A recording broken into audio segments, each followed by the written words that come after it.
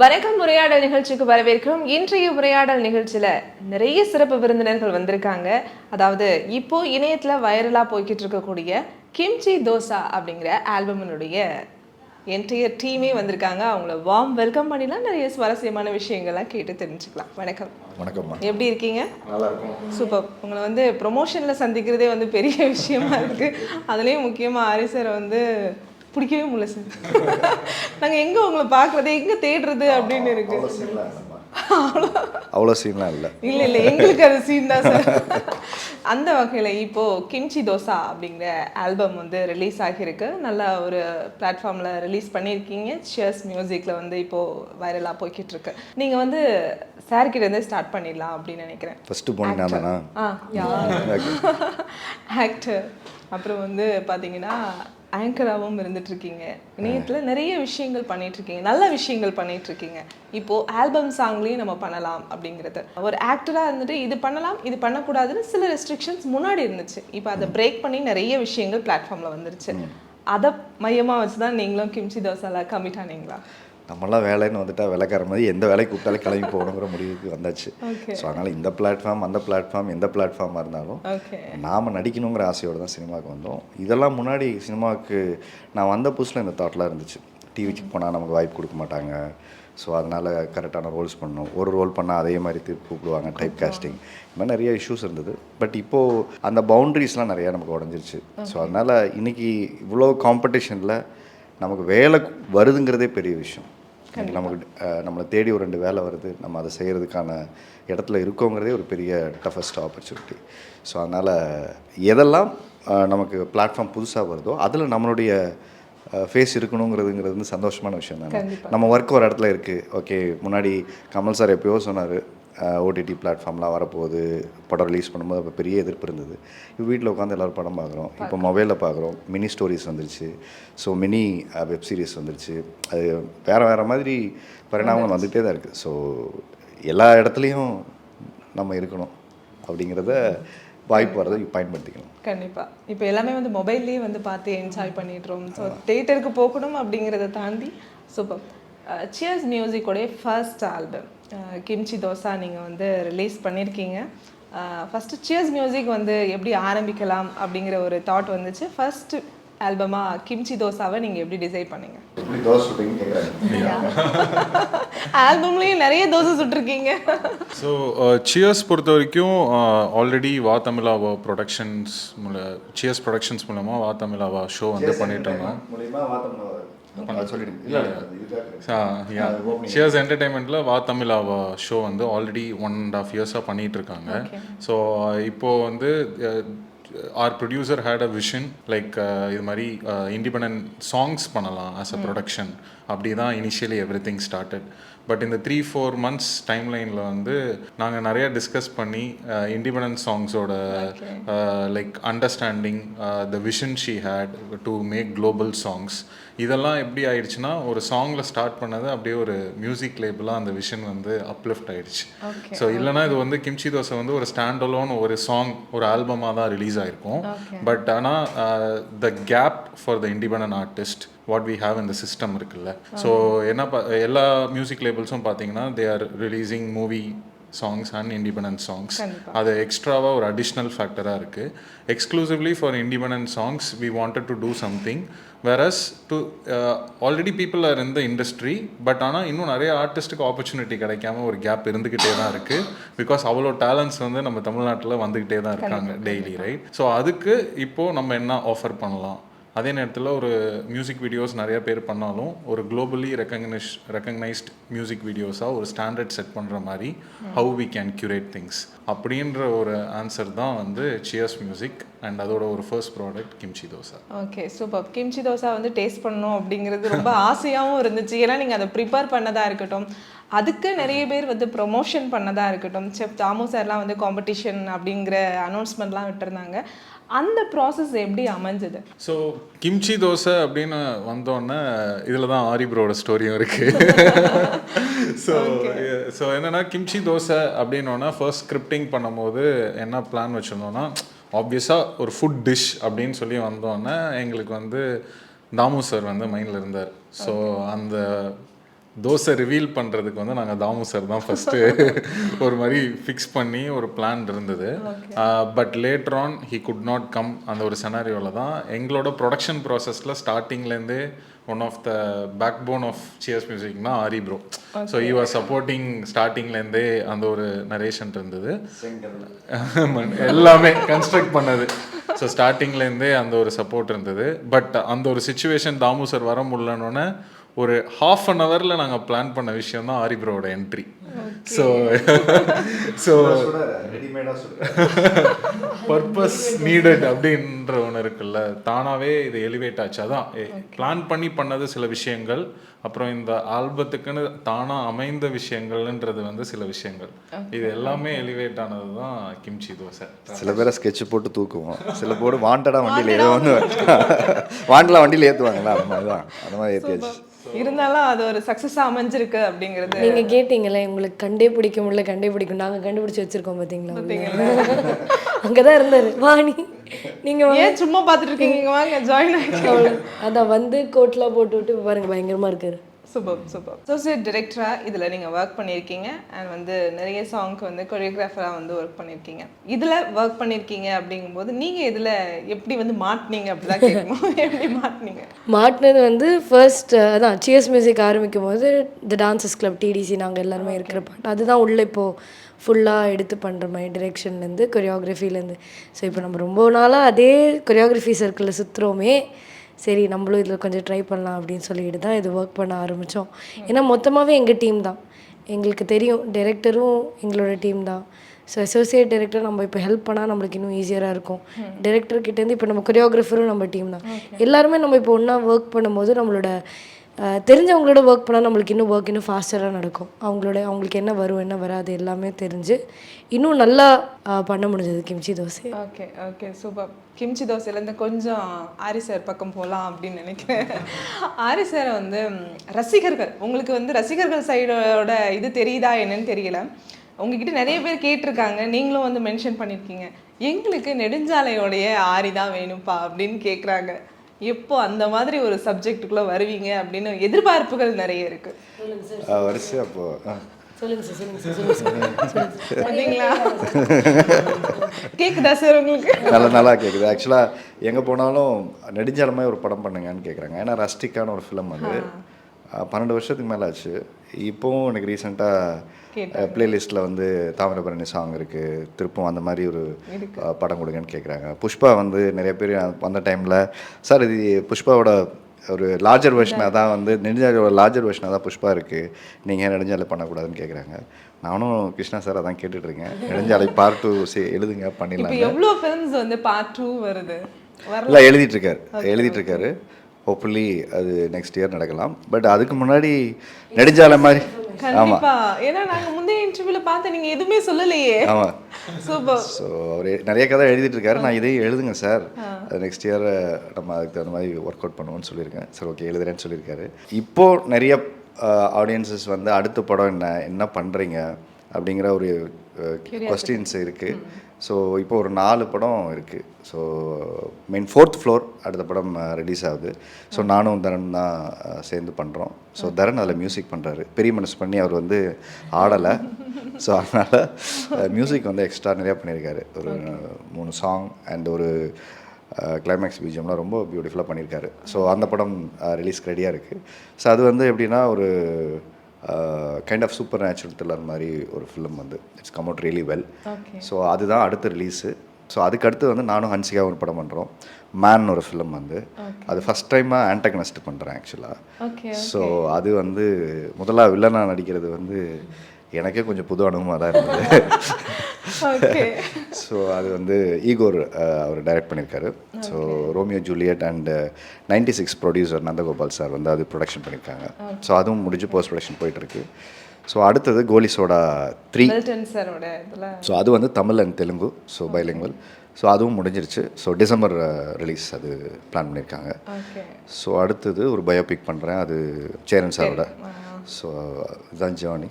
அது இல்லாமல் இன்னும் 2 படம் இருக்குது, டைட்டில் வைக்கல, ஒர்க் போயிட்டு. நிறைய ப்ராஜெக்ட் சார் வச்சுருக்காங்க, நமக்கான படைப்புகளாக அது இருக்கும் அப்படின்னு நம்புகிறேன். மில்டன் சாரோடைய ப்ராஜெக்ட் அப்படிங்கும்போது நீங்கள் ஃபர்ஸ்ட் டைம் வந்து ஒரு காப் ரோல் வந்து பண்ணுறீங்க. ஆமாம். அந்த கெட்டப்பே வந்து ரொம்ப நல்லா இருந்தது. அதுக்குள்ளே நீங்கள் எப்படி கமிட் ஆனீங்க, இல்லை அந்த கதையை கேட்டிங்கிட்டு எனக்கு கதை பிடிச்சி அப்படின்னு கமிட் ஆனீங்களா? ஆக்சுவலாக இந்த வருஷம் நிறைய ஃபஸ்ட் டைம் நடக்குது. ஸோ இந்த சியர்ஸோட ஆல்பம் வந்து இது வரைக்கும் நான் நிறைய ஆல்பம் கேட்டாங்க, எனக்கு அந்த டைம் செட் ஆகல. அவங்க கேட்டாங்க, எனக்கு அந்த டைம் பண்ண முடியாமல் தள்ளி தள்ளி போயிட்டே இருந்தது.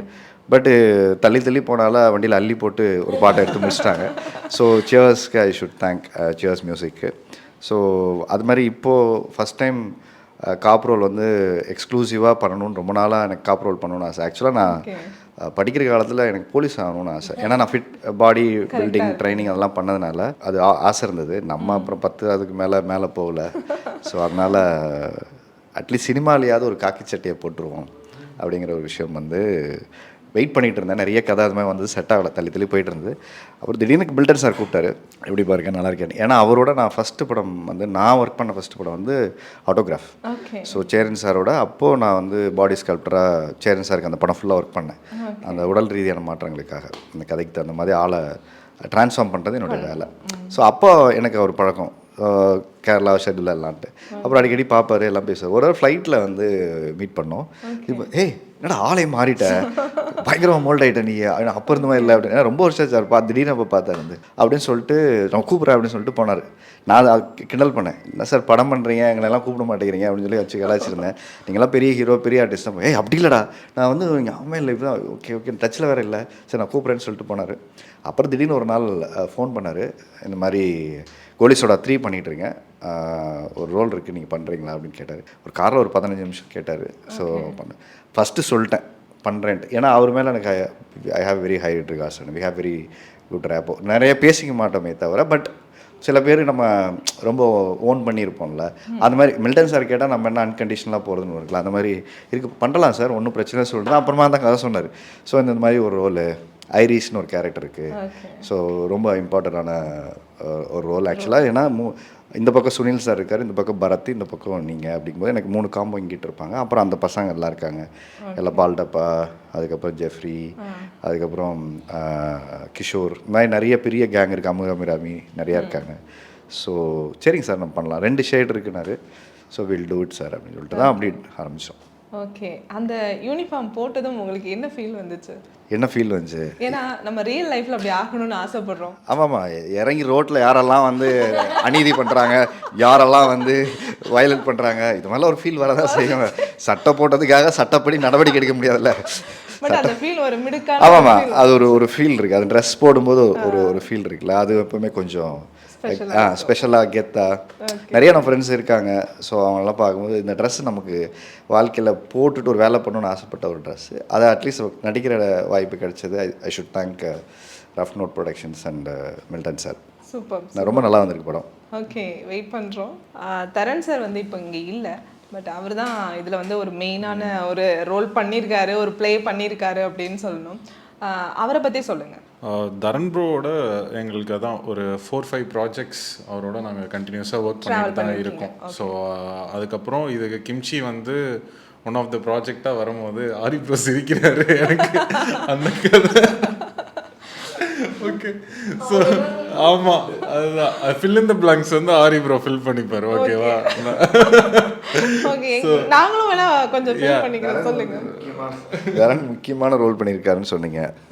தரன் தான் எல்லாத்தையும் பண்ணியிருக்காரு. ஸோ சியர்ஸ் மியூசிக் வந்து எங்களுக்கு ஒரு ஃபேமிலி. சியர்ஸோட ப்ரொடக்ஷன் ஹவுஸ் வந்து it's mean like a family. எதை ஆரம்பித்தாலும் ஒன்று நாங்கள் இருக்கணும், இல்லை அதில் நாங்கள் இருக்கணும். இதுதான், நாங்கள் இருக்கணும், இல்லை அதில் நாங்கள் இருக்கணும். எதர் வந்து வெளியிலேருந்து ஒர்க் பண்ணுறதா இருக்கட்டும், இல்லை உள்ள வேலை செய்கிறதா இருக்கட்டும். அதனால் தரன் வந்து தரன் வாண்டடாக வண்டியில் ஏறல, தரன் எல்லாத்தையும் எடுத்துட்டார் வண்டியில். Okay okay. ஸோ ஆக்சுவலாக is doing lot of albums. ஆக்சுவலாக நிறைய ஆல்பம் பண்ணிகிட்ருக்காரு. பட் இந்த ஆல்பம் வந்து ஒரு கிம்ச்சி தோசைன்னு ஒரு 1 லைன் போட்டு வச்சுருந்தாரு. அந்த 1 லைனுக்கு யார் மாட்டுவாங்கன்னு சொல்லி ஆஃபீஸ்க்கு வரவங்கெல்லாம் அப்படியே ஆஃபீஸ்க்கு வரவங்கலாம் வெயிட் பண்ணிகிட்டே இருந்தாங்க.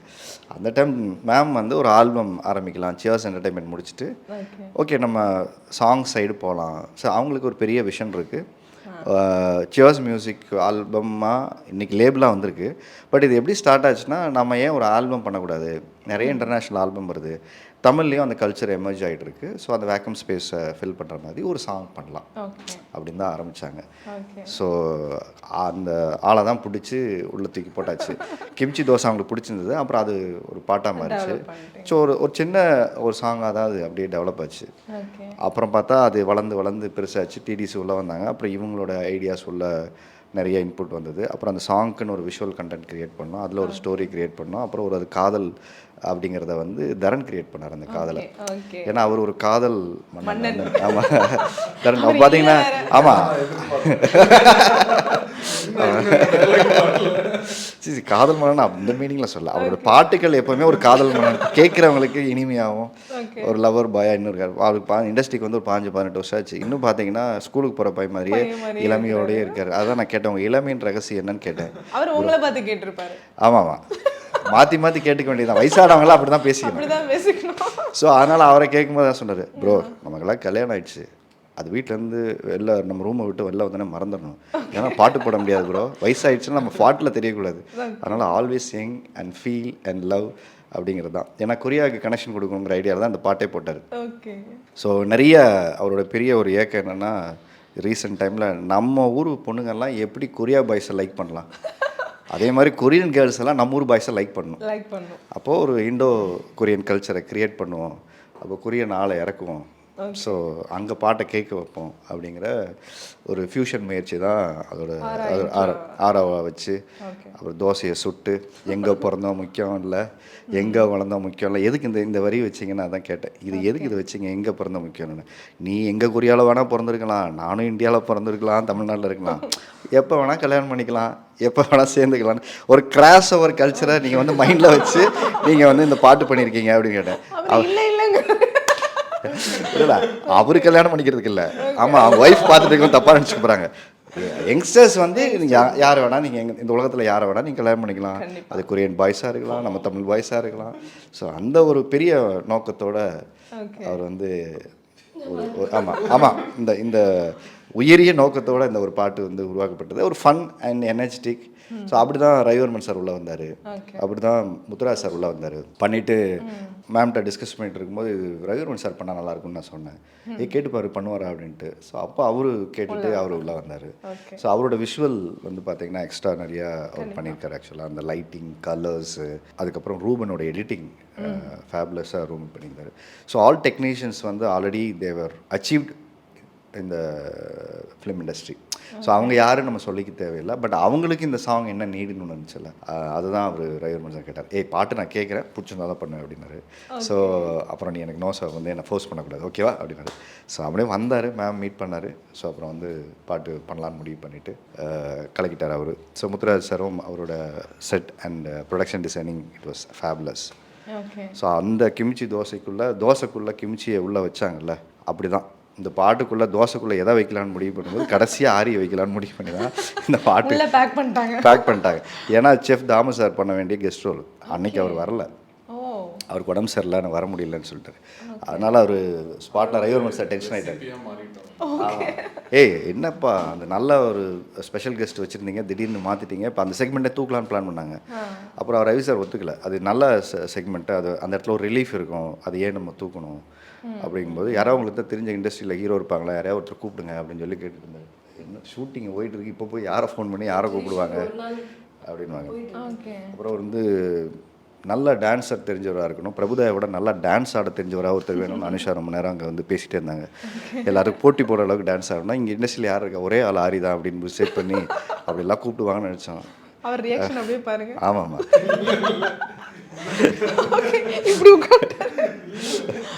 அதனால் பிரபுதேவாவுக்கு காம்படிஷன் கொடுக்குற அளவுக்கு இந்த இண்டஸ்ட்ரியில் யார் இருக்கான்னு பார்த்து அனுஷா பெரிய மனசு பண்ணி ரெக்கமெண்ட் பண்ணாங்க. சார் இந்த இருப்பார் கூப்பிடுங்க அப்படின்னாங்க. ஏமா நானே வந்து நடித்து ஒப்பேத்துட்டு இருக்கேன், என்ன ஏன் ஆடெல்லாம் கூப்பிட்றீங்க அப்படின்னா, இல்லை சார் வாங்க சார்னு கூட்டிகிட்டு அதுக்கப்புறம் அது ஒரு 5 நிமிஷத்தில் கையை காலை இப்படி ஆட்டுங்க, தோசை இப்படி சுட்டுருங்க ஓகே மட்டும் சொல்லிவிடுங்க அப்படின்னு சொல்லி மேனேஜ் பண்ணி எடுத்துட்டாங்க. ரொம்பலாம் டைம் எடுக்கல, எந்த ப்ரியார் பிளான் எதுவுமே கிடையாது. இது வேணும் அது வேணும்னு சொன்னோம், குயிக்காக காஸ்டியூம்ஸ் வாங்கினோம், ஷார்ட்டுக்கு போனோன்னே என்னடா பண்ண போகிறீங்க அப்படின்னு கேட்டார். அதுக்கப்புறம் வந்து ஓகே இதுதான் அப்படின்னா ஒரே டேக் தான் அந்த என்ட்ரி. அதை முடிச்சுட்டு it was like so much fun. Dharan bro அதுக்கப்புறம் டெக்னீஷியன்ஸ் பற்றி சொல்லணும்னா Dharan bro is someone like எப்படின்னா பாட்டை நீங்கள் மாற்றிக்கிட்டே இருக்க சொன்னீங்கன்னா கடைசி வரைக்கும் he wants to improve something. அந்த process he will keep on doing. So even till the end இந்த சாங்க்கு என்ன பண்ணுமோ இதோட ஃபோக் வெர்ஷன் வேறு ஒன்று பண்ணி வச்சுருக்கோம். ஸோ அதுவும் நம்ம ஸோ இந்த ஒரு கான்வர்சேஷன்லாம் போச்சு. அது இப்போ next we will release that also. So அந்த மாதிரி ஹீ இஸ் மேன் ஆஃப் அந்த இந்த இத்தனை வருஷம் இருக்கிற எக்ஸ்பீரியன்ஸ்க்கு குறும்புகளும் உண்டு, அதே நேரத்தில் வந்து வேலைகளும் பக்காவாக முடிஞ்சிடும். அண்ட் ஆர்டிஸ்ட் வைஸ் அவுராவோட cooperation with us throughout the shoot. அதுக்கப்புறம் ஆர்வி சார், முத்துராஜ் சார், அவங்க எல்லாருமே அவங்கவுங்க எக்ஸ்பீரியன்ஸ் வந்து இந்த மியூசிக் வீடியோவுக்கு என்ன நம்ம டிஃப்ரெண்ட்டாக பண்ணலாம், நாங்கள் எதுவுமே அங்கே சொல்லணும்னு அவசியமே கிடையாது, இதுதான் வீடியோ, இதெல்லாம் எங்களுக்கு வேணும்னு அந்த விஷன் மட்டும்தான் நாங்கள் வச்சோம். அவங்கவுங்க கான்ட்ரிபியூட்டட் எலிவேட் பண்ணி எங்களை ஒரு பெண்டை கழட்டி அந்த ப்ராசஸ்லாம் நிறையா போச்சு. ஸோ அந்த மாதிரி கொஞ்சம் பக்காவாக பண்ணோம். ஸோ மோர் லைக் டைமில் ஷூட் முடித்தோம். ரொம்ப அதெல்லாம் நாங்கள் கற்றுக்கிட்டோம் அவங்கக்கிட்டேருந்து. கரெக்டாக ஸ்டார்ட் பண்ணால் இந்த டைம் தான் இந்த டைம் அந்த விஷயம். அதுக்கப்புறம் ஒரு எடிட்டாக இருக்கட்டும், ரூபன் சார் வந்து எதுவுமே அதான் நாங்கள் இப்போ இதுதான் ப்ரீ விஷுவல் அப்படின்னு சொல்லி கொடுத்துட்டோம்னா அது மேக்ஸிமம் ஒரு 2 times அவ்வளோதான் லாக் ஆகிடும். ஸோ ரொம்ப மேஜர் சேஞ்சஸ் இருக்காது. ஸோ இந்த அண்டர்ஸ்டாண்டிங், இந்த புரிதல் வந்து இந்த ப்ராசஸில் எங்கள் எல்லாத்துக்கும் ஃப்ரம் எக்ஸ்பீரியன்ஸ்ட் பீப்புள் எல்லாருமே ஒரு 10-15 இயர்ஸ். அதுதான் ப்ராஜெக்ட் முடிகிற போது ஒரு டிரான்ஸ்ஃபர்மேஷன், அடுத்த பாட்டுக்கு நான் ரெடி, அந்த மாதிரி ரெடி ஆயாச்சு. என்டையராக இந்த சாங் வந்து ஒரு ஃபிலிமுக்கு நம்ம என்ன ஒர்க் பண்ணுவோமோ அந்த அளவுக்கு இதுக்கு வேலை இருந்துச்சு ஆக்சுவலாக. ஏன்னா நான் இண்டஸ்ட்ரியில் இருக்கிறனால எனக்கு தெரியும்ல. ஸோ ஒரு சாங்னா ஆல்பம் பண்ணுவாங்க 2 days 3 days முடிஞ்சிடும். இதோட ப்ரீ ப்ரொடக்ஷனே நிறைய டைம் எடுத்துக்கிச்சு. அப்புறம் நரேன் கார்த்திகன் சார் உள்ள போர்டிங் பண்ணி, ஸோ அதுக்கப்புறம் அது என்டையராக இங்கே கோயம்புத்தூர் ஷூட் பண்ணணும். ஸோ அவுடோர் இங்கேருந்து எல்லாத்தையும் எடுத்துகிட்டு போகணும். கோஸ்டல் பெர்மிஷன் வாங்கணும், அங்கே ஈவெண்ட் போயிட்டே இருந்தது. ஸோ அப்புறம் என்டையராக இவங்க சைடு இவங்கெல்லாம் வந்து ஸ்ட்ரிக்ட் ஆஃபீஸர்ஸ். நாங்கள் வந்து இந்த ப்ரீ விஷுவல் வச்சுருப்போம், அதில் நீங்கள் என்ன எக்ஸ்பிரஷன் இருக்குது, எப்படி வரணுமோ அப்படி தான் நீங்கள் நடிக்கணும். அதில் இஞ்சி பசங்கனா கூட நாங்கள் ஒத்துக்க மாட்டோம். ஃபஸ்ட்லேருந்து கோடை முதல்லேருந்து போடுங்க அப்படி வேலை சார் ஆட்கள். ஸோ அந்த மாதிரி இது இப்படி தான் வரணும், இந்த கார் ரேஸின்னா இப்படி தான் இருக்கணும். ஸோ அப்படின்ட்டு என்டையராக ஒரு ப்ரீ விஷுவல் ரெடி பண்ணிவிட்டு ஸோ அதை நம்ம அச்சீவ் பண்ணுறதுக்கு நிறைய ஹோம்ஒர்க் பண்ணாங்க. ஸோ அதனால் மோர் தென் ஒரு படத்துக்கு என்ன மெனக்கடல் இருந்ததோ அதுதான் நான் சொன்னேன். சியர்ஸ் மியூசிக் ஒரு 10 படம் பண்ணுறத ஒரே பாட்டில் கற்றுக்கிட்டீங்களே அப்படின்னு சொல்லி சிரிச்சுட்டு சொல்லுவேன். அவங்க சொல்லுவாங்க, ஏய் வச்சு செஞ்சிட்டிங்களேப்பா, இவ்வளோ ஒரு சாங் இவ்வளோ வேலை இருக்குது, இவ்வளோ டிபார்ட்மெண்ட் இருக்குங்கிறது அவங்களும் அதை லேர்ன் பண்ணிக்கிட்டாங்க. இஸ் இஸ் அ ஃபாஸ்ட் லேர்னும். அண்டு மியூசிக் வந்து ஆல்பம் பண்ணி வேறு ஏதாவது ஒரு லேபிளில் ரிலீஸ் பண்ணலாம் தான் ஃபஸ்ட்டு ஒரு ஐடியாவாக இருந்தது. அப்புறம் இண்டிவிஜுவல் ஆல்பம் பண்ணி முடிக்கும் போது அவங்களுக்கு இருந்த ஒரு தாட் ப்ராசஸ்னால், இங்கே ஒரு பெரிய வேக்யூம் இருக்குது, இண்டிவிஜுவல் ஆல்பமை ப்ரமோட் பண்ணுறதுக்கு நிறைய ஆப்பர்ச்சுனிட்டிஸை புது டேலண்ட்டை க்ரியேட் பண்ணுறதுக்கெலாம் ஒரு சின்ன வேக்யூம் இருக்குது. ஸோ ஏற்கனவே எக்ஸிஸ்டிங் படம் வாங்குறவங்க லேபிள் தான் இண்டிவிஜுவல் ஆல்பத்தையும் வாங்குறாங்க. இதில் என்ன இன்னொரு பெரிய இஷ்யூ இருக்குன்னா, இப்போ நான் ஒரு ஆல்பம் கம்பெனி வச்சுருக்கேன், ஒரு லேபிள் கம்பெனி வச்சுருக்கேன். நான் ஒரு ஆடியோ லேபிள் கம்பெனியாக இன்றைக்கி ஒரு 4 படம் சைன் பண்ணுறேன், 5 படம் நான் சைன் பண்ணிட்டேன்னா, அது எவ்ரி 2 months 3 months அந்த ரிலீஸ்க்கு ஒருக்கு அந்த சாங்கை நான் ப்ரமோட் பண்ணுறதுல தான் என்னோடய கான்சன்ட்ரேஷன் இருக்கும். ஏன்னா நான் ஆல்ரெடி அவங்களோட சைன் போட்டேன், அக்ரிமெண்ட் பண்ணிட்டேன். அப்போ இண்டிவிஜுவல் ஆல்பத்துக்குன்னு ஒரு வேக்யூம் ஸ்பேஸை கிடைக்கும்போது இது வந்து இந்த ரிலீஸ் இவங்க டேட் வந்துடுது, அது வரும்போது இதை ஹோல்ட் ஆகிடுது. இப்போ 6 மாதம் 7 மாதம் 8 மாதம் 1 yearலாம் நிறைய பேர் வெயிட் பண்ணுறாங்க. அந்த டைம் கேப்பில் அந்த லேபிள் கம்பெனிக்கு ஒரு கேப் கிடைக்கணும். அப்போ தான் அதை அவங்க புஷ் பண்ணி மக்கள்கிட்ட கொண்டு போய் ரீச் பண்ணுறதுக்கு ப்ரமோட் பண்ண முடியும். அப்போ இந்த சேலஞ்செல்லாம் இருக்கும்போது அவங்க அதை பார்த்துட்டு தான் ஓகே நாம் ஏன் எக்ஸ்க்ளூசிவாக ஒரு இண்டிவிஜுவல் இண்டிபெண்ட் ஆல்பம்காகவே ஒரு சாங் பண்ணக்கூடாது, ஒரு லேபிள் பண்ணக்கூடாது. ஸோ அந்த மாதிரி ஆல்பம்க்குன்னு உருவாகிற மியூசிஷியன், டெக்னீஷியன்ஸு, கொரியோகிராஃபர்ஸ், அந்த மாதிரி நிறைய பேரை நம்ம வந்து நமக்கு ஒரு ஆப்பர்ச்சுனிட்டி க்ரியேட் பண்ணலாங்கிறது தான் இது ஒரு சியர்ஸ் மியூசிக் வந்து உருவானதே வந்து. ஸோ எக்ஸ்க்ளூசிவாக நம்ம இண்டிபெண்ட் ஆல்பம்க்குன்னு ஒரு லேபிள் நம்ம பண்ணுவோம். ஸோ லேட்டராக மூவி வாங்குறது அப்புறமா யோசிக்கலாம். ஃபஸ்ட்டு சாங்காக வந்து நம்ம இதவே பண்ணலாம் அப்படின்னு சொல்லிட்டு அந்த கோலோட தான் இது ஆரம்பிச்சது. சரி, நிறைய பேர் ட்ரீமோடு இருக்காங்க. இன்னும் நம்ம கேட்கப்படாத இசை வந்து நிறைய இருக்குது. நம்ம நினச்சிட்டு இருக்கோம் நம்ம சினிமா பாட்டு மட்டும்தான் இசை நமக்கு தெரியும் நினச்சிட்டு இருக்கோம். நம்ம ஒரு பாட்டு, இசை, மியூசிக் அப்படின்னா அப்போ எம்எஸ்வி இருந்தாங்க, அதுக்கப்புறம் இளையராஜா சார் வந்தாங்க, அதுக்கப்புறம் தேவா வந்தார், அதுக்கப்புறமா வந்து ரஹ்மான் சார் வந்தார், இப்போது அனிருத் இருக்கார், சந்தோஷ் நாராயணன் இருக்கார், சாய் அபேங்கர் வரைக்கும் மியூசிக் டைரக்டரை தெரியும். அவங்க கொடுக்குற இசை மட்டும்தான் இசைன்னு நினச்சிட்டு இருக்கோம். ஆனால் ஒவ்வொரு பாரம்பரிய இசை இதுவுமே பார்த்திங்கன்னா தமிழுக்குன்னு சில பாரம்பரிய இசைக்கலைஞர் நிறையா பேர் இருக்காங்க. அவங்களுக்கெல்லாம் நிறையான பிளாட்ஃபார்மே கிடைக்கல ப்ராப்பராக. ஸோ அதெல்லாம் ஐடென்டிஃபை பண்ணி எடுத்துகிட்டு வரணுங்கிற ஒரு பெரிய ட்ரீமோட சியர்ஸ் மியூசிக் வந்திருக்காங்க. So thanks to Abhi ma'am. So ஒரு பெரிய ட்ரீமோடு வந்திருக்காங்க. ஸோ அவங்க ட்ரீமை ஃபுல்ஃபில் பண்ணுறதுக்கு அருணாள் வண்டியில் ஏறி இருக்காரு. ஸோ அந்த பக்கம் அனிஷா எல்லாருமே இருக்காங்க. We are all there to achieve. நல்ல ஒரு காஸ்ட் அண்ட் க்ரூஸ் அப்படின்னு சொல்லலாம். கிம்ச்சி தோசையோட காஸ்ட் அண்ட் க்ரூஸ் எல்லாருமே பெஸ்ட்டாக இருக்கீங்க. ரவி வர்மா சார்லேருந்து ஆரி சார்லேருந்து எல்லா டீமே வந்து பார்க்கும்போது ஒரு ஃபுல் ஃப்ளஷ்டாக வேலை செய்கிற ஒரு டீமாக இருக்கீங்க. இன்னும் நிறைய தொடர்ந்து வேலைகள் செய்யணும் அப்படிங்கிறது தான் ஆசை. நீங்கள் நிறைய ட்ராவல் பண்ணியிருக்கீங்க அப்படின்னு சொன்னால் இண்டஸ்ட்ரியில் சேரன் சார் கூட நீங்கள் ட்ராவல் பண்ணியிருக்கீங்க. உங்களுக்கும் சேரன் சாருக்குமான அந்த நட்பு பாண்டிங் எவ்வளோ இருக்குது அப்படிங்கிறத நான் தெரிஞ்சுக்கணும்னு நினைக்கிறேன். சேரன் சார் வந்து it's mean like a family member to me. Okay. So அவர் கேட்டால் நான் எப்பவுமே நோ சொல்ல மாட்டேன் எதுக்கும். ஏன்னா நான் ஃபஸ்ட்டு ஊர்லேருந்து கிளம்பி வாய்ப்பு தேடிட்டு இருக்கும்போது எங்கள் அம்மா வந்து அவரோட ரிலேட்டிவ் வந்து லோகநாதன் சித்தப்பான்ற ஒருத்தர் இருக்கார். அவர் நிலக்கோட்டையில், அவர் போஸ்ட் ஆஃபீஸில் வேலை பார்க்குறாரு. ஸோ அவர்கிட்ட வந்து ஒரு லெட்டர் வாங்கிட்டு இவனும் சினிமாவுக்கு போகணுங்கிறான், அங்கே யாருமே தெரியாது, ஏதாவது பண்ணுங்க அப்படின்னு சொல்லும்போது பேசும்போது சொல்லியிருக்காங்க, எங்கே ஆள் என்னன்னா அங்கே நடிக்கிறேன்னு சொல்லிட்டு சென்னைக்கு போயிட்டான் அப்படிங்கும்போது, இல்லை அங்கே சேரன் நமக்கு தெரியும், நான் வேணா ஒரு லெட்டர் கொடுக்குறேன்னு சொன்னார். அப்போது ஒரு லெட்டரை அனுப்பிச்சிருந்தாங்க. அவருக்கு ஒரு லெட்ரு, சுந்தர் சிக்கு ஒரு லெட்ரு. இந்த 2 லெட்ரு வாங்கி பெட்டியில் வச்சுருந்தேன். அது கொண்டு போய் கூட கொடுக்கல, அதை கேட்டு வாய்ப்பு தெரியல. அப்புறம் என் ஃப்ரெண்டு தான் சத்தம் போட்டான், ஏன்டா அவன் சினிமாவில் ரெக்கமெண்டேஷன் இருக்கான், நீ ஏன்டா லெட்டர் வாங்கி வச்சுட்டு நீ போய் காட்டாமல் இருக்காங்க.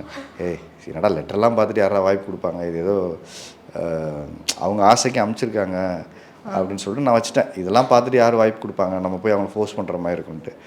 அவன் தான் திட்டி, அதுக்கப்புறம் என் ஃப்ரெண்டு ஷபீர்னு என் கூட ஒர்க் பண்ணிகிட்டு இருந்தான். ஸோ பைக் எடுத்துக்கிட்டு சண்டே போய் ஒரு நாள் பார்க்க போகிறோம். அப்போ சொல்ல மறந்த கதை ஷூட்டிங். அப்போ வந்து இண்டஸ்ட்ரி ஸ்ட்ரைக் நடந்துகிட்ருக்கு. அப்போ அந்த போராட்டத்துக்குலாம் போயிட்டு அவர் வரார் பைக்கில். நான் உள்ளே போய் ஆஃபீஸில் ஃபோட்டோவை கொடுத்துட்டு வெளில வரேன். இவர் அப்போ தான் ஒரு பைக்கில் வந்தார்னு நினைக்கிறேன். வண்டியை பைக்கோ காரில் நிப்பாட்டிட்டு அந்த போராட்டம் முடிச்சுட்டு வராரு. என்னை கிராஸ் பண்ணி இப்படி உள்ளே போனார். இப்படி பார்த்துட்டு உள்ளே போனார். யார் நீங்கள், என்ன விஷயம் அப்படிங்கிறது. சார் அப்படின்னு பேசிட்டு, இந்த மாதிரி வாய்ப்பு தேடி வந்திருக்கேன் சார், லெட்டர் கொடுத்தாங்கன்னு. அந்த வாசல்லே லெட்டர் வாங்கி படித்து பார்த்துட்டு, சரி நான் படம் பண்ணும்போது சொல்கிறேன் அப்படிங்கிறது சரிட்டு உள்ளே போயிட்டார்.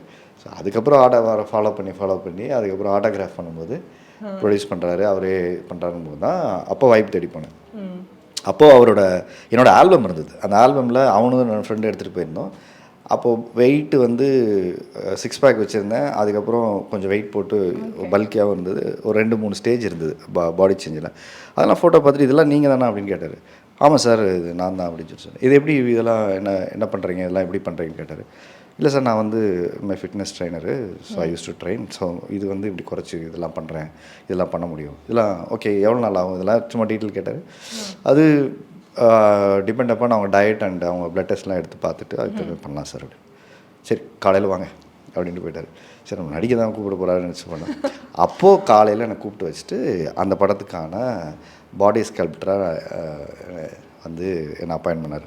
இந்த படம் என்டையராக கதை இதில் இந்த ஜேர்னியில் வந்து இந்த ட்ரான்ஸ்ஃபர்மேஷன், இந்த உடம்பு மாறணும், ஸோ இந்த ஹீரோ கேரக்டருக்கு, ஸோ இதெல்லாம் நீங்கள் பண்ணணும் அப்படின்னு சொல்லிட்டு சொன்னார். அப்படி தான் அங்கேருந்து ஜேர்னி ஸ்டார்ட் ஆச்சு. ஸோ நடிக்க வாய்ப்பு தேடி போயிட்டு சரி கூட இருந்து சினிமா கற்றுக்கலாம், என்னென்னு பார்க்கலாம் அப்படிங்கும்போது தான் ஐ ஸ்டார்ட். நீங்கள் டிசப்பாயிண்ட் ஆகலை, பட் நம்ம கற்றுக்கலாம். ஆமாம் ஸோ அப்போது ஏன்னா நம்ம டெய்லி போய் ஒரு ஆஃபீஸில் ஒரு நாள் தான் அவங்க வர சொல்கிற அன்றைக்கி தான் நம்ம போய் பார்க்க முடியும். அன்றைக்கும் அவர் இருக்காரான்னு தெரியாது. இப்போ டெய்லி அவரை மீட் பண்ணுற ஆப்பர்ச்சுனிட்டி இருக்கும்போது நம்ம அதை யூஸ் பண்ணிக்கலாமே அப்படின்போது சினிமாவும் எனக்கு பக்கத்தில் இருந்து பார்க்குறதுக்கு என்ன தெரிஞ்சுக்கலாம் போது அது இன்னும் எனக்கு ஞாபகத்தில் இருக்குது. அந்த கோபிகாவோட அந்த போட்டில் இருந்து அவங்க கிளம்பி போகிற ஒரு சீன் இருக்கும். ஸோ அது வந்து இவர் கிருஷ்ணா பண்ணார், 5 ஸ்டார் கிருஷ்ணா பண்ணார். அவர் ஊருக்கு போயிட்டார், ஆயுதம் எடுத்து ஷூட் இருந்ததுனால. ஸோ அவர் மாதிரியே யார் இருக்கா, அவரை வச்சு டூப் எடுக்கலான்னு பார்க்கும்போது ஆரி இருக்காருன்னு சொல்லி அவருக்கு ட்ரெஸ் எல்லாம் போட்டு பின்னாடி ஷோல்டரில் வர அந்த அவர் பின்னாடி பேசிட்டு வர ட்ராலி ஷாட் இருக்கும். ஓகே. அது வந்து டைலாக் ஒரு 2 வரி டைலாக் அவரோட பேசிட்டு வரணும். அவர் பேசும்போது நான் 2 தடவை பதில் சொல்லணும். எனக்கு வரவே இல்லை, மறந்துட்டு அப்படியே பிளாங்க் ஆகி அப்படி அன்னைக்கு தான் டிசைட் பண்ணேன், நம்ம ஆசை மட்டும்தான் வச்சுருக்கோம், நம்மளால் ஒரு 2 வரி டைலாகை நம்மளால் பேச முடியல அப்படின்னு பண்ணிவிட்டு அப்போவே டிசைட் பண்ணேன், வாய்ப்பு தேடுறதை நிப்பாட்டிட்டு முதல்ல நடிப்பை கற்றுக்கணும் அப்படிங்கிறது. அப்புறம் தான் தேட்டருக்கு போய் நாடகங்களில் சேர்ந்து ஒரு 6 வருஷம் தேட்டர் பண்ணிவிட்டு அதுக்கப்புறமா திரும்பவும் பேக் டு ஃபிலிம்க்கான ஆப்பர்ச்சுனிட்டி திரும்பும்போது என்னோடய ஃபஸ்ட்டு ஃபிலிம் வந்து ஆடும் கூத்து, பெஸ்ட் ரீஜனல் லாங்குவேஜ் தேசிய விருது வாங்கின படம், தமிழ் பிராந்திய மொழி படத்துக்கான தேசிய விருது. அந்த ஆப்பர்ச்சுனிட்டி த்ரூ சேரன் சார் தான் எனக்கு நடந்தது. ஸோ அவர் தான் அந்த ஒரு ஹீரோ இருக்குது, அதை தேடிட்டு இருக்காங்க, நீங்கள் போய் பாருங்கள் ஆடிஷன் பண்ணி, அப்படி தான் கிடச்சிது. பட் அது தேட்டருக்கு அது அன்ஃபார்ச்சுனேட்லி வரல. ஸோ அப்புறம் தேட்டருக்கு சில்வர் ஸ்க்ரீன் வந்த படம் தான் ரெட்டச்சுடி. ஸோ அதனால் அந்த ஜேர்னி இருந்தது. அப்புறம் அதுக்கப்புறம் அந்த படத்தில் அவர் வேற ஒரு டைரக்டர் டிவி சந்திரன் சொல்லிட்டு மலையாளத்தில் பெரிய டைரக்டர், அவர் டைரக்ஷனில் அதுக்கப்புறம் நடிக்க வாய்ப்பு கிடைக்கவே இல்லை. அதுக்கப்புறம் தாமாய் தம்பன் ஒர்க் பண்ணோம், மாயக்கண்ணாடி ஒர்க் பண்ணோம், பட் அது நடக்கலை. அது தள்ளி போயிட்டே இருந்துச்சு. அப்புறம் ரீசெண்டாக இப்போ சோனி லைவுக்கு வந்து ஜேர்னி வெப் சீரிஸ் ஒன்று பண்ணாங்க. ஸோ அதில் வந்து அந்த ஆப்பர்ச்சுனிட்டி கிடச்சிது. ஸோ அது என்னோடய ரியல் லைஃப் கேரக்டர் மாதிரியாகவே அது இருந்தது. So it's very well connected to me. அது ரொம்ப நல்லா இருந்தது எனக்கு அந்த ரோல் வந்து. நான் and Prasanna, Kalaiyarasan, Divya Bharathi and Sarathkumar sir. So அது வந்து அவரோட ஒர்க் பண்ண ஒரு பெரிய சாட்டிஸ்ஃபேக்ஷன் கிடச்சிது. ஸோ அடுத்து திருப்பவும் இப்போது ஜாயின் பண்ணுறோம். சூப்பர். நிறைய ப்ராஜெக்ட்ஸ் இருக்குது. அந்த மாதிரி நீங்கள் வந்து பெரிய ஜாம்பவான் கூடயும் நீங்கள் வந்து ஒர்க் பண்ணியிருக்கீங்க. பாலச்சந்தர் சாராக இருக்கலாம் அண்ட் பாரதிராஜா சாராக இருக்கலாம். இப்போது ரீசெண்டாக ரிலீஸ் ஆகி சக்ஸஸ்ஃபுல்லான குட் வைஃப்பில் ரேவதி மேமோடைய டைரெக்ஷன்லேயே நீங்கள் ஒர்க் பண்ணியிருக்கீங்க. அவங்கள நாங்கள் ஆக்டிங் வைஸ் நாங்கள் பார்த்துருக்கோம். குட் வைஃப்பில் டைரெக்ஷனாகவும் நாங்கள் ஏற்றுக்கிட்டோம். பட் நீங்கள் கூட ஒர்க் பண்ணியிருக்கீங்க, அது எப்படி இருந்தது? ரேவதி மேம் வந்து is very sweet, actually damn sweet. ஏன்னா அவங்க திட்டுறது கூட அவங்க ரொம்ப அழகாக சொல்லுவாங்க. அது வந்து ஆரி அப்படின்வாங்க, அவ்வளோதான் அவங்க டோனே இருக்கும். அது மாதிரி இல்லை அவங்க ஒரு ஷார்ட்டு ஏதாவது வரலன்னா இது வேணாமே சித்தார்த் ப்ளீஸ் ஓகே அவ்வளோதான். அவங்க அந்த டோன் சாஃப்டாக அவங்க சொல்கிறது இருக்குல்ல, அது அவ்வளோதான் அவங்களோட அதுதான் அவங்க மேக்ஸிமம் கோபமாகவே இருக்கும். ஸோ வந்து ஸ்பாட்டில் வந்து ரொம்ப சில்லாக இருப்பாங்க, எல்லாரையும் ரொம்ப அழகாக வேலை வாங்குவாங்க. ஏன்னா அவங்க ஆர்டிஸ்ட்டாக இருக்கிறனால அந்த ஆர்டிஸ்டோட மைண்ட் செட் ரொம்ப கரெக்டாக தெரியும். ரொம்ப அழகாக வந்து இதெல்லாம் வெளிச்சிக்கலாம், இது ஓகே அப்படிம்பாங்க. ஸோ இன்னும் கொஞ்சம் இருக்கலாம் அப்படி, அதில் அழகாக இருக்கும் அவங்களோட ஒர்க் பண்ணுறது, ரொம்ப கம்ஃபர்டபுளாக இருக்கும். ஸோ எல்லாரையும் ரிலாக்ஸ்டாக வச்சுப்பாங்க, ரொம்ப சில். அவங்க ஸ்பாட்டுக்கு போனாலே நமக்கு ஒரு எனர்ஜி இருக்கும் வந்து மேம் பார்த்துட்டா. So she's been so hyper. அந்த அந்த துருன்னு இருப்பாங்க. மனோரகம் படத்தில் பார்க்கும்போது அவங்ககிட்ட ஒரு சின்ன துரு இருக்கு இல்லையா, அந்த எனர்ஜி இன்னும் இருக்கும் அவங்கக்கிட்ட. அது டக்குன்னு பேசுவாங்க, திருப்பி பேசுவாங்க. ஸோ அதனால் அவங்க கிரேஸ் ஆக்சுவலாக ஒரு டைரக்டராக அந்த ஸ்பாட்டில் இருந்து நம்மளை வேலை வாங்குறதே ரொம்ப அழகாக இருக்கும் ஆக்சுவலாக. So very happy and love to work with Revathi ma'am. So part 2 கூட பிளான் பண்ணிட்டு இருக்காங்கன்னு நினைக்கிறேன். இப்போ இது நல்லா போயிருக்கு ஆக்சுவலாக. குட் வைஃபோட ரெஸ்பான்ஸ் வந்து ரொம்ப நல்லா இருந்தது. So thanks to Revathi ma'am and Siddharth and entire team. Good வைஃப்பில் ஒரு கேரக்டர் நீங்கள் பண்ணியிருந்தீங்க. நாங்கள் எப்படி கனெக்ட் பண்ணிக்கிட்டோன்னா ஹரி சாரோட ரியல் கேரக்டரும். ஏன்னா நீங்கள் ரொம்ப சாஃப்டாக தான் நாங்கள் வெளியில் பார்க்குறோம். அந்த குட் வைஃப்லேயும் நீங்கள் வந்து ரொம்ப சாஃப்டாக அந்த ஹேண்டில் பண்ணுற விதமாக இருக்கட்டும், எல்லாமே ரொம்ப சாஃப்டாக இருக்கும். எப்படி சார் அது வந்து ரியலாக கேரக்டர்னால அது அங்கே ஓகேவாயிடுச்சா இல்லை எப்படி? இல்லை, அந்த கேரக்டரோட டெக்ஸ்சர் ஹரிதீபக் வந்து மீட்ரு அதுதான் மேம் சொன்னது. ஆமாம், ஹரிதீபக்கோட மீட்ருங்கிறது ஒன்று இருக்கும். நீங்கள் அதான் சொன்னேன், மேன் ஒன்று வருது. ஸோ அதை பார்த்துட்டு நீங்கள் முடிவு பண்ணுங்க, அதை பார்த்துட்டு நீங்கள் முடிவு பண்ணுங்கள். ஆனால் அதுக்கு ஆமாம், அது என்னோட எக்ஸ்ட்ரீமான இன்னொரு வேர்ஷன். அது அப்படி ஒரு ஆளை கேரக்டரை நான் இமேஜின் பண்ணவே முடியாத ஒரு கேரக்டர். அது நம்ம கம்ஃபர்ட் ஜோனை தாண்டி ஒன்று யோசிக்கிறது இருக்குல்ல, அது ஒரு டைரக்டருடைய விஷன். அது நம்ம இன்னைக்கு கேள்வி கேட்டால் இப்படி பதில் சொல்லுவோம், இந்த வார்த்தை இப்படி போட்டு பேசலான்னு நமக்கு ஒன்று பழகியிருப்போம். ஆனால் டைரக்ட் இது எல்லாத்தையும் எரேஸ் பண்ணிடுங்க, இதெல்லாம் அவங்க கம்ஃபர்ட் ஜோன், இதெல்லாம் ஆறி பேசுகிறது அப்படி எனக்கு வேணாம், வேறு ஒன்றுன்னு இருக்கும்போது அதுதான் எனக்கு ஒரு புது டிரான்ஸ்ஃபர்மேஷன் இருக்கும். ஏன் நீங்கள் நெடுஞ்சாலை பண்ணும்போது ஏன் உங்களுக்கு இன்னும் அந்த மைண்டில் இருக்குன்னா அது நான் கிடையாது ஆக்சுவலாக. அது ஒரு டைரக்டரோட என்டையராக அந்த கேரக்டரு, அந்த அரகன்ஸு, அந்த திமிரு, அந்த அவனோட ஆட்டிடியூடு, செய்கிற தொழிலை நான் தான்கிற அந்த ஒரு அவனுக்கு ஒரு கர்வம், இதெல்லாம் ஆட் ஆன் ஆகுதுல்ல. ஸோ அப்போ அதெல்லாம் அப்புறம் அவனுக்கு அந்த ஸ்கில் ஒன்று இருக்குது. அவன் வண்டியில் எந்த வண்டியில் ஏறுவான், குதிப்பான் அப்படிங்கிறது ஒன்று இருக்குல்ல. ஒரு ஷாட் கூட டூ போடல. அப்போது அந்த மாதிரி ஒரு கிரியேஷனாக ரைட்டிங்கை ஒரு டைரக்டர் எழுதும்போது நம்ம நடிக்கும்போது அங்கே புதுசாக தெரியும். ஸோ அந்த மாதிரி. பட் இது கிட்டத்தட்ட என்னோட நேச்சருக்கு close to the character. But ஹரிதீபக்குன்னு ஒரு மீட்டர் எனக்கு மேடம் ரொம்ப அழகாக ஃபீட் பண்ணிட்டாங்க. அவனை வந்து ஒரே இடத்துல கூட அவனோட ஓவர் டூவாக எனக்கு தெரியக்கூடாது. ஸோ அதே நேரத்தில் எக்ஸு வேறு. அப்போ நீங்கள் அந்த ரெஸ்பெக்ட் இருக்கணும், அந்த லவ் இருக்கணும், ஆனால் லஸ்ட் இருக்கக்கூடாதுட்டாங்க. So that is very very important for Haridheepak. But Haridheepak is not like that. But ரொம்ப தின் லைனில் அது வெரி தின் லைன் ஒன்று இருக்குல்ல. ஸோ நம்ம இன்ன வரைக்கும் நிறைய பேர் நம்ம லவ் பண்ண போனால் நிறைய பேர் வாழ்க்கையில் கல்யாணம் பண்ணியிருக்க மாட்டோம். ஆனால் அவங்க மேலே நமக்கு ஒரு ரெஸ்பெக்ட் அண்ட் லவ் மனசுக்குள்ளே இருந்துகிட்டே இருக்கும். எல்லாரோட ஃபஸ்ட்டு காதலியை ஒவ்வொரு ஆணுமே மறக்க முடியாது. திரும்ப பார்க்கும்போது அந்த முகம் சந்தோஷத்தோட நல்லா இருக்கியா அப்படின்னு கேட்குறது இருக்குல்ல, அது எல்லாருக்குமே, எனக்கும் நடக்கும், இவருக்கும் நடக்கும். ஸோ இவங்களுக்கு பாய் ஃப்ரெண்டாக இருந்தால் அவங்களுக்கு நடக்கும். ஸோ நீங்கள் ஒரு இடத்துல ட்ரூவாக ஒரு இடத்துல ஏன்னா ஃபஸ்ட்டுங்கும் போது எல்லாமே அந்த பட்டாம்பூச்சி எல்லா பட்டர்ஃப்ளை எல்லாம் அப்படி அந்த ஒரு ஹார்மோன் லெவல் எல்லாம் நம்ம மனசில் ஒன்று ஏறி இருக்கும்ல, அந்த டோபமைன். அது வந்து அந்த கிக் ஒன்று இருக்கும்ல, அதோட டெசிபிள் ரேஷியோங்கிறது வந்து ஒரு இடத்துல பார்க்கும்போது அது மரியாதையாக இருக்கணுங்கிறத ரொம்ப அழகாக சொன்னாங்க. அந்த மரியாதை தாண்டி அதை ஒரு நோட்டு கூட எனக்கு மேலே போகக்கூடாது. ஸோ அதனால் நீங்கள் சொன்ன மாதிரி ரொம்ப கத்தி மேலே நடக்கிற ஒரு கேரக்டர் அது. ஸோ அதனால் அந்த அழகாக அவங்க பிக்சரைஸ் பண்ணாங்க, அழகாக அதை மோல்ட் பண்ணாங்க. ஸோ இந்த பக்கம் பிரியாமணியும் வந்து எக்ஸ்ட்ரானரியாக பெர்ஃபார்ம் பண்ணியிருந்தாங்க. And Sampath, everybody had done a great job.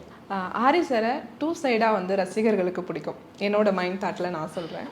ஒரு சைடு வந்து ஆர்டிஸ்டாக பிடிக்கும், இன்னொரு சைடு வந்து பார்த்தீங்க அப்படின்னு சொன்னால் ஜல்லிக்கட்டில் ஃபர்ஸ்ட் ரோலில் நின்று ஒரு ஆரியை பிடிக்கும்.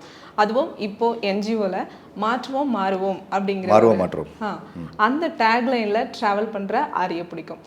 அந்த ஆரி இப்போது சமூகத்துக்கு நான் இதை சொல்லணும்னு நினச்சிட்டே இருக்கேன், ஆனால் அதுக்கான ஸ்டெப்ஸ் பண்ணுறேன், பட் சில விஷயம் மாறலை அப்படின்னு சொன்னால் சொசைட்டிக்கு மாறாத நிறைய விஷயங்கள் இருக்குது. அதை மாற்றுறதுக்கு ஒவ்வொரு நாளும் நம்ம எல்லோரும் வேலை செஞ்சுட்டு தான் இருக்கணும். ஒரு சிட்டியை க்ளீனாக வச்சுக்கணும்னு முயற்சி பண்ணுறோம். பட் எவ்ரிடே குப்பை வந்துட்டே இருக்கும். குப்பை போடாமல் இருக்கணுங்கிறத எவ்ரிடே நம்ம அதை ப்ராக்டிஸ் பண்ணணும். நாட் ஒன் டேயில் அது நடக்காது ஆக்சுவலாக. அப்போது அந்த மாதிரி மெயினாக ஒரு சிட்டியை க்ளீனாக வச்சுக்கிறதுங்கிறது ஒரு விஷயம், பேசிக் டிசிப்ளின், இதெல்லாம் ஒரு பேசிக். பட் இப்போ ரீசெண்டாக டாக் இஷ்யூ எனக்கு பெருசாக போயிட்டுருக்கு. ஸோ இது ரொம்ப வருஷமாக இது இருக்குது. ஸோ அது வந்து ஒரு இடத்துல இப்போ நாய் வளர்க்குறவங்க பிரச்சனையா இல்லை நாயை ரோட்டில் விடுறவங்க ஆதரிக்கிறவங்க பிரச்சனை ஒன்று இருக்குல்ல. நாய் வளர்க்குறவங்க பிரச்சனையா நாய் ஆதரிக்கிறவங்க பிரச்சனையான்னு கேட்டால் இது பிரச்சனை வந்து நம்ம எப்படி பார்க்கணும் அப்படின்னா, நம்ம நாயை வீட்டில் வளர்க்குறது பிரச்சனை கிடையாது. ஏன்னா நம்ம யாரை வீட்டுக்குள்ளே அலோவ் பண்ணுறோம் ஒரு பெட்டாக வச்சுக்கும் போது பிரச்சனை கிடையாது. நம்ம ஒரு நாயை வீட்டில் வளர்க்கணுமா, தாராளமாக வளங்க. ஆனால் அதே நாய் ஒரு இடத்துல நீங்கள் கொண்டு போய் ரோட்டில் விட்டுறாங்கல்ல, அங்கேருந்து அந்த பிரச்சனை ஸ்டார்ட் ஆகுது. இப்போது ஒரு காரை வந்து நம்ம வீட்டு வாசலில் யாராவது நிப்பாட்டிட்டு போயிட்டாங்கன்னா நம்ம சும்மா இருக்குமா? கண்டிப்பாக. இன்றைக்கி என்ன நடக்குது? சண்டையாகி பெரிய பிரச்சனையாகி ஸ்டேஷன் வரைக்கும் போகுது. அது பெரிய எக்ஸ்ட்ரீம் இஷ்யூவாகவே ஆகுது. அதை வச்சு ஒரு படமே கூட எடுத்துட்டாங்க இல்லைங்களா? அப்போது நம்ம வீட்டு வாசலில் ஒரு காரை பார்க் பண்ணிட்டு போனால் கூட நம்மளால் பொறுத்துக்க முடியாது. அதே நேரத்தில் நம்ம வீட்டு வாசலில் நிறைய நாய்கள் ஒரு இடத்துல இருக்குங்கிறத வந்து நம்ம அந்த உயிரை பார்க்கணும். ஆனால் அதே நேரத்தில் அதை ஒரு முறைப்படுத்தாமல் இருக்கும்போது என்ன ஆகுதுன்னா, எல்லோரும் ஒரு இடத்துல நீங்கள் அது வந்து வயலண்ட்டாக பிஹேவ் பண்ணும்போது நிறைய பேர் அட்டாக் பண்ணுது. ஃபியர்னு ஒன்று இருக்குல்ல, அதை நம்ம ஒரு இடத்துக்கு எல்லா குழந்தைக்கும் ஏன் பயப்படாதீங்கன்னு நம்ம சொல்ல முடியாது இல்லையா? அது ஒவ்வொன்றுக்கும் ஒரு சுபாவம் இருக்கும். ஒரு குழந்தைக்கு இருட்டை பார்த்தா பயம், ஒரு குழந்தைக்கு அனிமலை பார்த்தாலே ஒரு பயம் இருக்கும் இல்லையா? அதை நம்ம வந்து நீ ஏன் அப்படி பயப்படுற, நீ ப்ராக்டிஸ் பண்ணு, எல்லோரும் ஒர்க் ஷாப் பண்ணுங்கன்னு சொல்கிறத தாண்டி நாம் என்ன புரிஞ்சுக்கணுன்னா, அரசாங்கம் எடுக்கக்கூடிய முறைப்படியான நடவடிக்கைகளுக்கு 2 பேர் ஒத்துழைக்கணும். கண்டிப்பாக. இந்த 2-வே பார்ட்டிஸ் இது. நாயை நீங்கள் வீட்டில் வளர்க்க யாருமே கேள்வி கேட்க மாட்டாங்க. ஏன்னா உங்கள் வீட்டு நாயை நீங்கள் பார்த்துக்கிற உரிமை உங்களுக்கு இருக்குது. ரோட்டு நாயை ஒரு இடத்துல நம்ம முறைப்படுத்த வேண்டிய ரெஸ்பான்சிபிலிட்டி 2 பார்ட்டிக்குமே இருக்குது. நாய் லவர்ஸுக்கும் இருக்குது, அதே மாதிரி டாகை வந்து வேண்டாம் ஸ்ட்ரீட்லன்னு சொல்கிற 2 பேருக்கு. ஏன்னா போத் ஆர் சிட்டிசன்ஸ். ஏன்னா அந்த தெருவை சுத்தமாக வச்சுக்க வேண்டியது எல்லாருடைய பொறுப்பு தானே, பாதுகாப்பாக வச்சுக்க வேண்டியது எல்லாருடைய பொறுப்பு. ஸோ அதை நம்ம என்ஷூர் பண்ணணும். ஸோ அதுதான் நான் மாறணும்னு நினைக்கிறேன். ஏன்னா இன்றைக்கி வந்து அது ஒரு பெரிய இஷ்யூவாக ஒன்று போயிட்டுருக்கு. இது வந்து பணக்காரன் ஏழைங்கிற மாதிரிலாம் மாறிடுச்சு. நாய் வளர்க்குறதுல பணக்காரன் என்ன ஏழை என்ன? நம்ம சமூகம் வந்து நாயோட வளர்ந்த சமூகம் தான். இதில் ஏழை பணக்காரன் இல்லை, ஓகேங்களா? இன்றைக்கி ப்ரீடாக வாங்குறதுனால அது காஸ்ட்லியாக நம்ம வாங்கிக்கிறோம். ப்ரீடாக வாங்க முடியாதவன் தெருநாயை வளர்த்துக்கிறான், நாட்டு நாயை வளர்த்துக்கிறாங்க. ஸோ அப்படி தான் இப்போ நானும் வீட்டில் நாய் வச்சுருந்தேன், எல்லாருமே வச்சு வளர்ந்துருக்கோம். ஸோ ஒரு இடத்துல இட் பிகம் அ பிஸ்னஸ்ஸு இதெல்லாம் இருக்குது, எல்லாத்துலேயும் ஒரு வியாபாரம் இருக்குது. ஆனால் நாம் எமோஷனல் கனெக்டாக நம்மளோட வளர்க்குற செல்ல பிராணிகளோட வாழ்கிறது பிரச்சனை இல்லை. ஆனால் ரோட்டில் இருக்கிற அந்த பிராணிகளுக்கு கருணையும் பிரச்சனை கிடையாது. ஆனால் அதை முறைப்படுத்த வேண்டிய இடம் வரும்போது அதை நீங்கள் இன்றைக்கி சரி பண்ணலைன்னா அது ஒரு பெரிய த்ரெட்டாக அந்த சொசைட்டிக்கு நிற்கிது. நிறைய டிசீஸ், ரேபிஸ் வருது, மற்ற ரோட்டில் வந்து இப்போது யூரின் போயிடுது, டாய்லெட் போயிடுது. அதை ஒரு இடத்துல வந்து க்ளீன் பண்ணலைன்னா அது திருப்பவும் நிறைய இன்ஃபெக்ஷனை க்ரியேட் பண்ணுது. ஸோ அது போய் டிச்சு தண்ணி சாப்பிடுது. இந்த மாதிரி நிறைய இஷ்யூஸ் இருக்குல்ல, அதுக்கு ஹைஜீனிக்காக ஃபுட்டு கிடைக்கல. ஸோ இது மாதிரி நிறைய இஷ்யூஸ் இருக்குது. ஸோ இதை நம்ம ஒரு இடத்துக்கு ஏழை பணக்காரனுக்குள்ளே கொண்டு போய் இதை நிப்பாட்ட வேணாம். ஸோ நாய் வளர்ப்பு அது எல்லாருக்குமானது, அவங்கவுங்க பிரியப்பட்டவங்க வளர்த்துக்கணும். நிறைய பணக்காரன் ஏழை நம்ம குறித்து பேசணும். ஸோ இந்த இஷ்யூவை நம்ம வந்து கொஞ்சம் இந்த மாதிரி பார்த்து முறைப்படுத்துறதுக்கு ரெண்டு பேருமே சப்போர்ட் பண்ணுங்கள். கன்ஸ்ட்ரக்டிவாக ஒரு டிசிஷன் எடுத்து நம்ம பண்ணணும். அரசாங்கம் எடுக்கிற நடவடிக்கை தயவு செஞ்சு ஒத்துழைப்பு கொடுக்கணும். ஏன்னா அதுக்கு நம்ம எகெயின்ஸ்ட் பண்ணிக்கிட்டே இருந்தால் பெருகிட்டே போகும். நாய் இனப்பெருக்கம் பண்ண என்ன ஆகிடும், ஸ்ட்ரீட்டில் நாய்கள் அதிகமாகிடும் ஒரு ஸ்டேஜில். அப்போ நீங்கள் அது என்ன பண்ணுவீங்க? நீங்கள் ஒரு 20 நாய் இருக்கிற இடத்துல அதுவே 50 நாய் 100 நாய் ஆயிடுச்சுன்னா ஃபீட் பண்ண வேண்டிய கம்பல்ஷன் உங்களுக்கு இருக்குது. அதை ஒரு க்ளீன் பண்ண வேண்டிய பிரச்சனை கவர்மெண்ட்டுக்கு இருக்குது. அப்புறம் அது ஸ்ட்ரீட்டில் போகிறவங்கள வயலேட் பண்ணிகிட்டு இருக்குங்கிற இன்னொரு இஷ்யூஸ் இருக்குது. So human life is a thread, right? So அதனால அதை நம்ம ஒரு இடத்துல சரியாக முறைப்படுத்தணும். கண்டிப்பாக இந்த டாக் இஷ்யூஸில் வந்து நிறைய புரிதல் இல்லாமல் நிறைய ஆடியன்ஸ் இருக்காங்க. நார்மலாக ஒரு பர்சன் சொல்லி கடந்து போகிறதுக்கும் ஒரு செலிப்ரிட்டி சொல்கிறதுக்கும் நிறைய விஷயங்கள் இருக்குது. ஏன்னா நிறைய பேர் இப்போ எல்லாருமே நாய் வளர்க்குறாங்க. செலிப்ரிட்டி நீங்கள் சொன்ன மாதிரி எல்லா செலிப்ரிட்டி நாய் வளர்க்குறாங்க. இப்போ யாருக்கு சப்போர்ட்டு, யார் ரைட்டு, யார் தப்பு, யார் ரைட்டு யார் தப்புங்கிறத தாண்டி எதை சரியாக செய்யணுங்கிறத நம்ம பார்க்கணும். நீங்கள் நாய் வளர்க்குறதுங்கிறது வந்து உங்கள் வீட்டில் வளர்க்கும் போது எந்த பிரச்சனையுமே இல்லை. ஏன்னா நம்மளோட பிராணி, நம்ம வீட்டில் ஒரு மெம்பரை நம்ம பார்க்குறோம். அது நம்ம அதை எப்படி பார்க்கணுங்கிறத அடுத்தவங்களுக்கு புரிய வைக்கணும்னு அவசியம் இல்லை இல்லையா? ஆனால் அதுவே இன்னொரு குழந்தையோ இன்னொரு பெரியவங்களோ வீட்டை விட்டு வெளில போகும்போது அவங்கள போய் பைட் பண்ணி துரத்தி கீழே விழுந்து ஒரு உயிர் போயிடுச்சுன்னா திரும்ப வராது இல்லையா? ஸோ அப்போ அதை நம்ம அந்த மாதிரி நம்ம பார்க்க வேண்டியது இருக்குது. ஸோ கல்லிங் அப்படின்னு பண்ணும்போது கவர்மெண்ட் ஒரு டிசிஷன் எடுக்குதுன்னா வெளிநாடுகள் இருக்கக்கூடிய அந்த வழிமுறைகளை நம்ம இங்கே பின்பற்றணும். அதுக்கான இன்ஃப்ராஸ்ட்ரக்சர் தான் இப்போ கவர்மெண்ட்டு கார்பரேஷன் எடுக்குது. அதுக்கு வி ஹாவ் டு சப்போர்ட். அதுக்கு நம்ம திடீர்னு கொடி பிடிச்சிட்டே இருந்தால் எப்படி நம்ம பண்ணுறது? டிராஃபிக்கு நம்ம வயலேட் பண்ணக்கூடாதுங்கிறது தான் சிக்னல் போடுறோம். ஏங்க நான் வந்து அவசரமாக மாத்திரை வாங்க போகிறேன், எனக்கு ஆஃபீஸ்க்கு லேட் ஆச்சு, நான் போகிறேன்ட்டு ஒருத்தர் போகிறத நம்ம எப்படி ஒத்துக்க முடியும் இல்லைங்களா? சிக்னல் போட்டாச்சுன்னா எல்லோரும் நிற்கணும் தான். உனக்கு 1000 பிரச்சனை இருக்கட்டும், இல்லைன்னா குறுக்க வரவன் விழுந்து செத்து போடுவான், ஒரு இடத்துல ஆக்சிடென்ட் ஆகிடும்ல.